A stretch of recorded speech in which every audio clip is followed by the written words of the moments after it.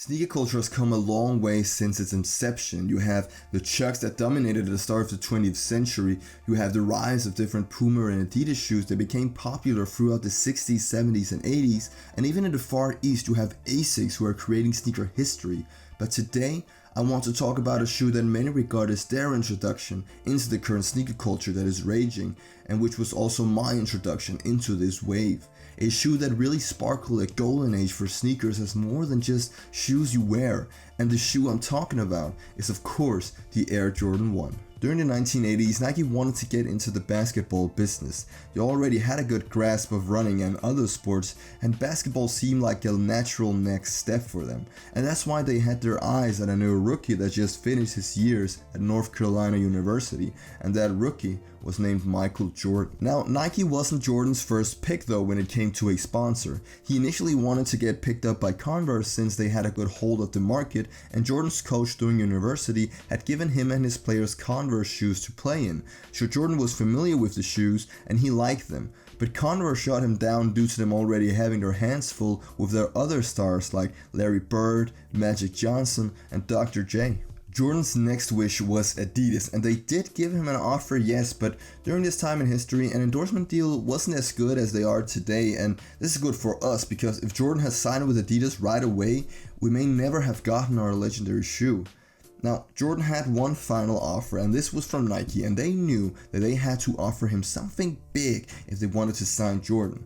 As I mentioned before, endorsement deals back in the day, and especially during the 80s, weren't as big as they are today. Usually the company you signed with decided what shoe you wore and just paid you for it. You didn't have a say in anything, and this was just the way things worked, but Nike wanted to be different. Nike saw how companies operated in the tennis industry, and the way things worked there was that they paid their players well, very well.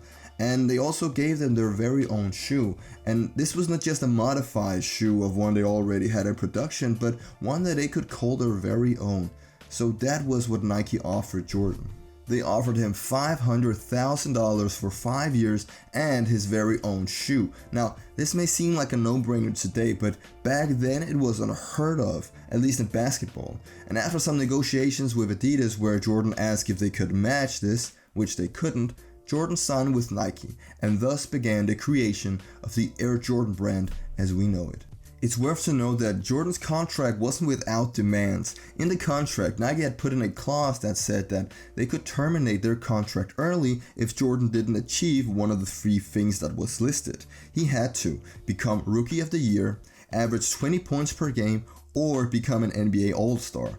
While this is a lot of pressure to put on a player that just begun his NBA career, it's easy to say that Michael went on to achieve all 3 of these things during his rookie season. And I guess this was just an early sign of showing that he was the true GOAT of basketball and still is today.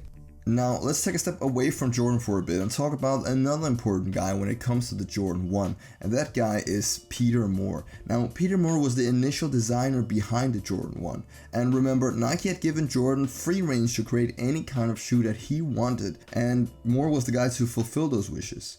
Jordan wanted a shoe that was different, he wanted something exciting, and he also wanted some small things changed to the way that Nike usually creates their shoes.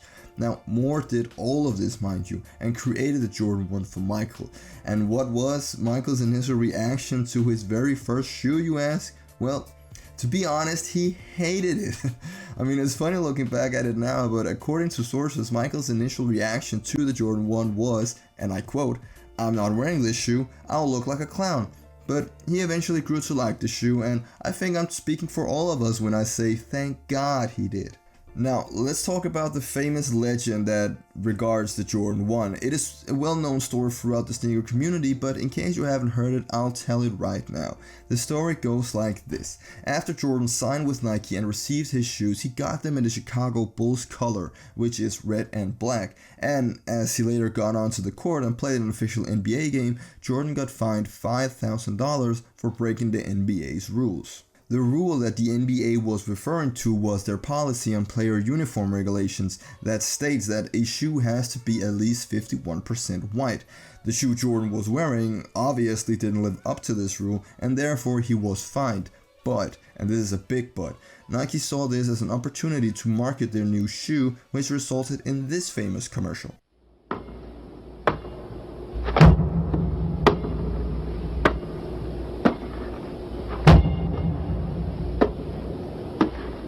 On September 15th, Nike created a revolutionary new basketball shoe.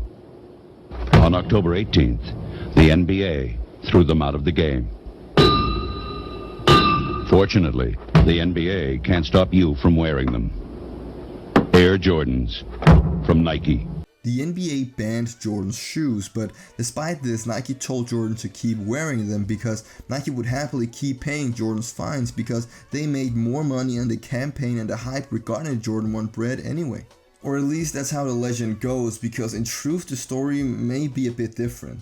The shoe that the NBA banned wasn't actually Jordan 1 bread, but a whole other shoe named the Nike Airship that came in a black and red colorway. And when looking at these shoes side by side, you can see how the confusion was created. And when looking at this shoe through the crappy television that people had back in the day, you would understand how this shoe could easily be mistaken for the Jordan 1 bread. But the truth doesn't stop there. Not only did Jordan not wear the true bread, but he was never actually fined at an official NBA game. The whole debacle happened at an NBA exhibition game, so he never actually wore the bread colorway of any shoe on the official court.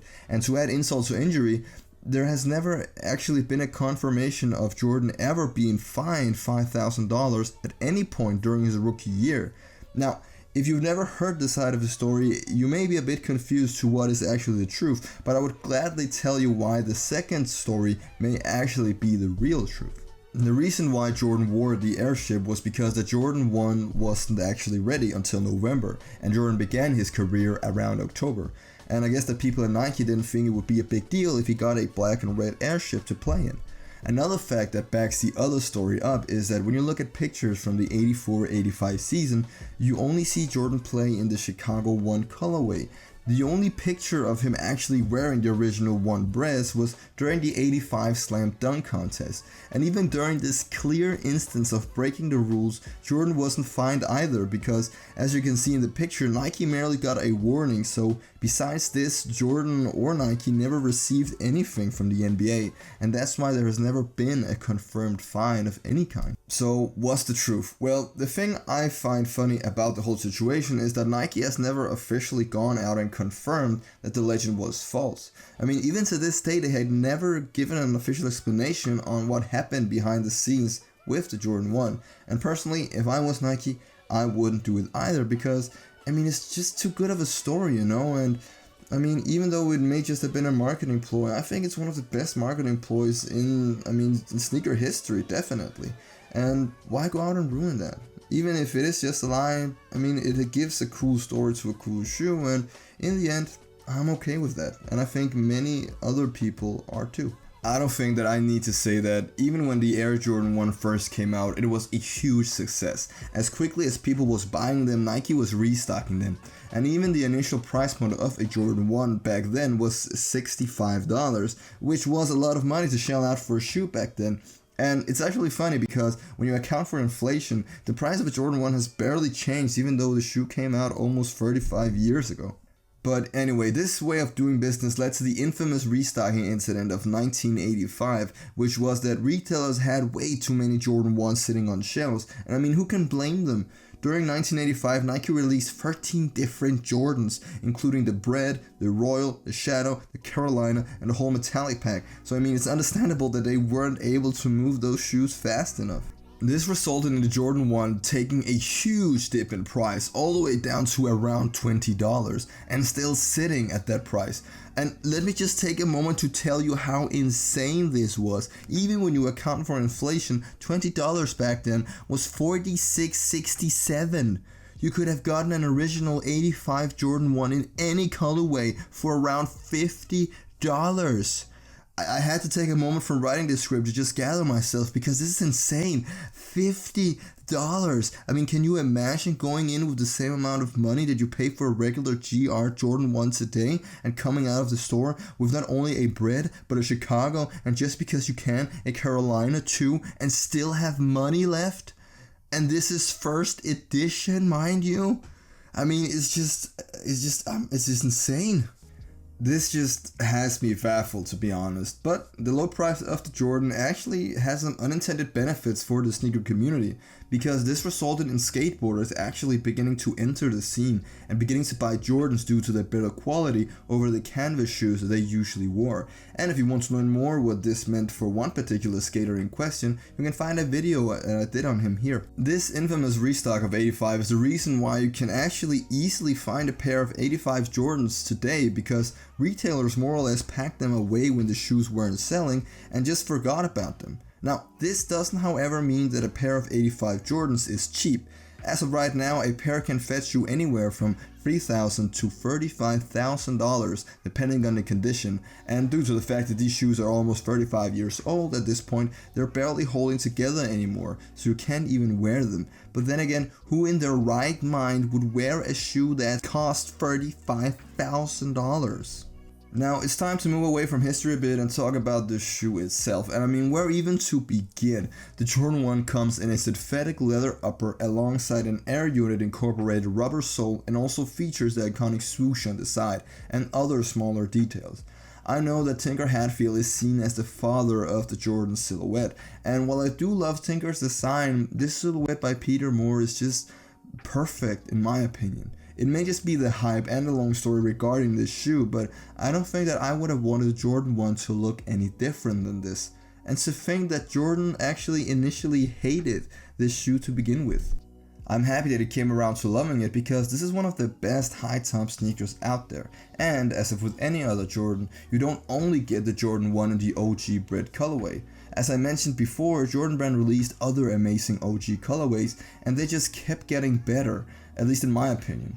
While 13 is a high number to release at once, I think they nailed every single one of them back in 85, and I sincerely hope that we get to see the Chicago's drop here next year, because man, do I need a pair in my collection. A funny thing about the Jordan 1 is that this silhouette seems to be the one that Nike likes to give out when it comes to collaborations. The Jordan 1 is the Jordan with the most collabs under its belt, and I personally am okay with that, because we have gotten some amazing ones during the years, with my personal favorite being the Off-White ones and the Travis Scott ones.